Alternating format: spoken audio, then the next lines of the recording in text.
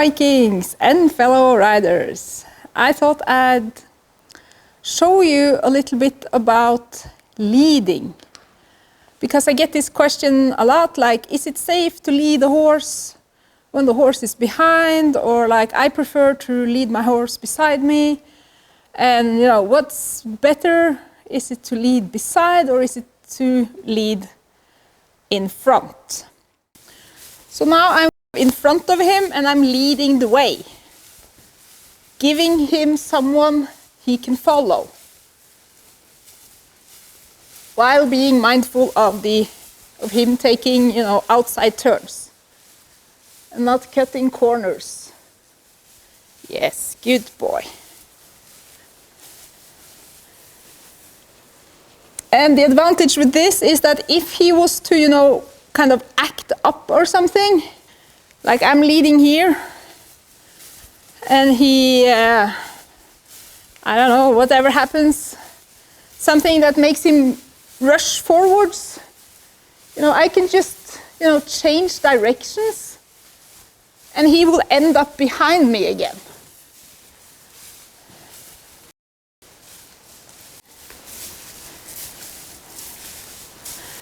Let me show you if I'm leading beside.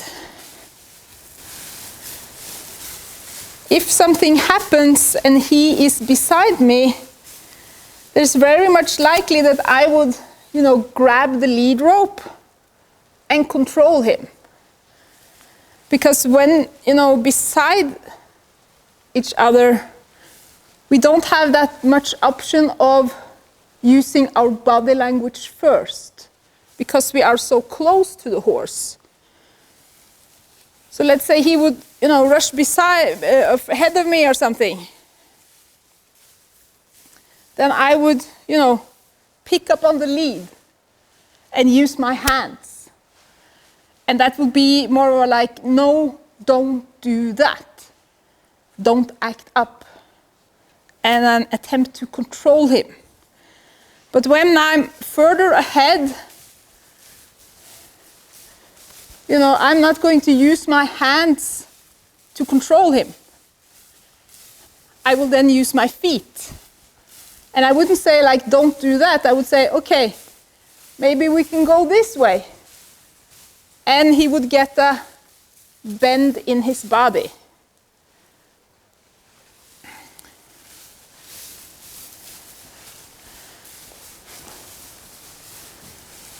So it's a bit the difference. When you are here beside the horse, I think very often you can have a very good kind of togetherness with the horse when walking together, and you are kind of doing something together, side by side, like partners.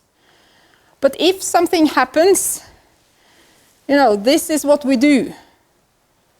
Control, and no, don't do that, is very often what happens when we are beside the horse. If we are in front of the horse, you know, we can change directions and offer the horse to follow us. But I think it's very nice that the horse knows both. I've been working on having him behind and having him take her outside turns when I'm leading him. You know, that's always a good way to start and get that good first. Because although I would then maybe lead beside him here home at the farm on a sunny day when everything is nice, probably if I took him to a new place and he would be a bit anxious about the new environment, I would then lead in the front and offer him to follow me.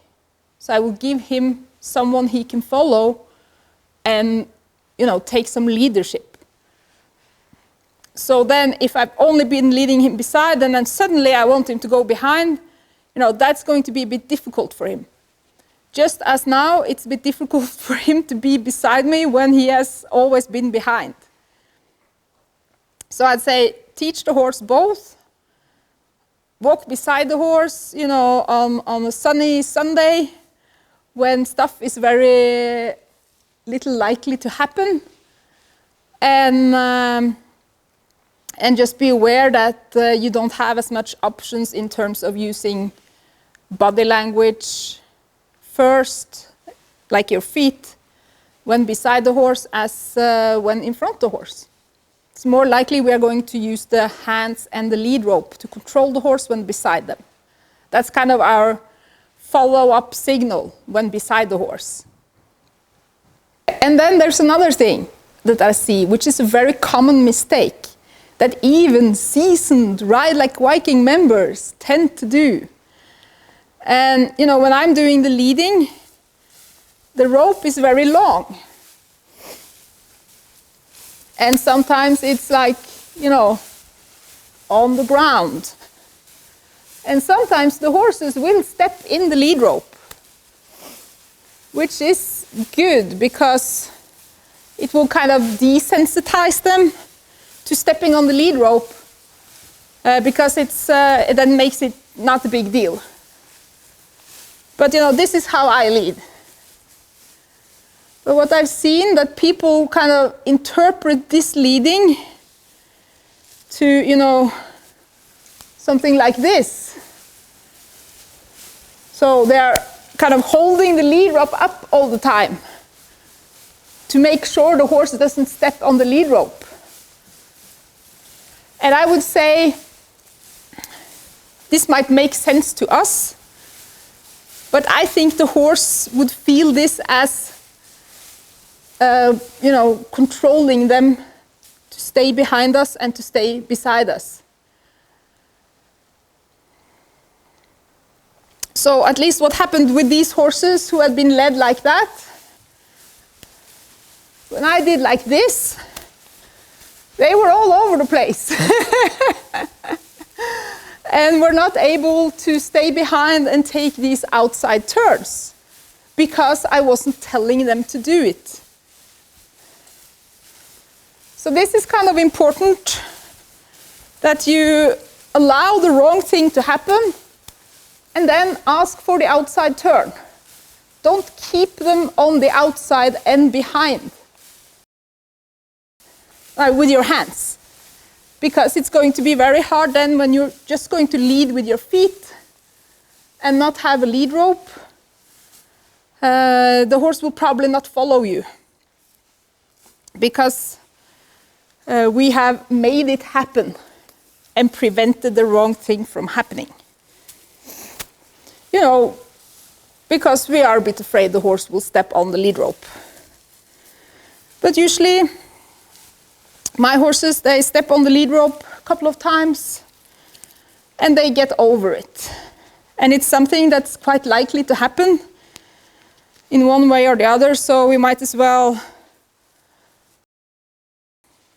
prepare the horse for it.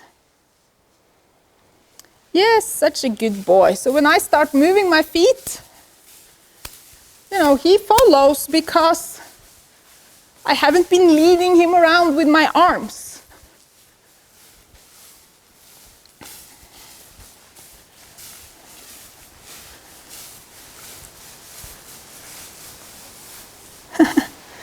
Such a good boy, yes. But maybe we have to practice a little bit going beside as well. So, yeah, practice both ways of leading, but make sure to at least teach your horse to be able to lead behind so that you can use it in situations where your horse is insecure, you're in a new place, etc. Because controlling them, although it might help in making the outside of the horse look better, doesn't necessarily fix their inner turmoil.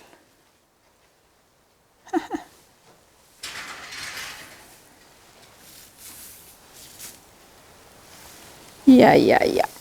Good boy.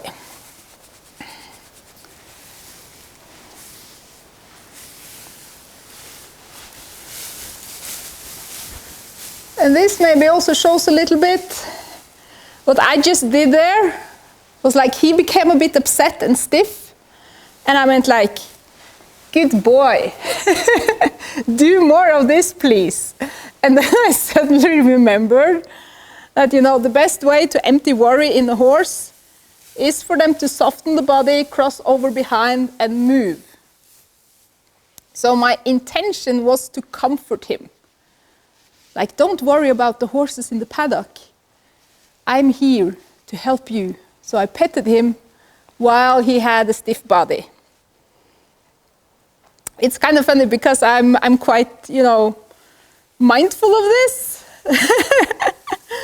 But, we can all do mistakes. And if we don't do anything, we are never going to make mistakes, right? And I also love it when I catch myself in doing something, like a mistake. Like, okay, that was maybe not the most beneficial thing to do, to start pet him when he was stiff. Maybe, doing a turn and getting him to cross over behind is a more beneficial way to empty worry than to reward him for being worried. Yes, good boy.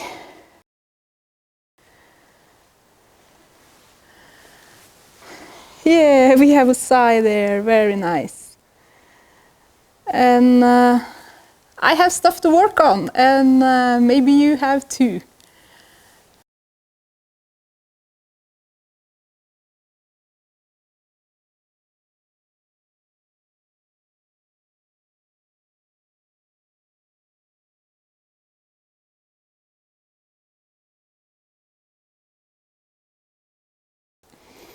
Okay, I hope this helps. Thank you so much for watching. Bye for now.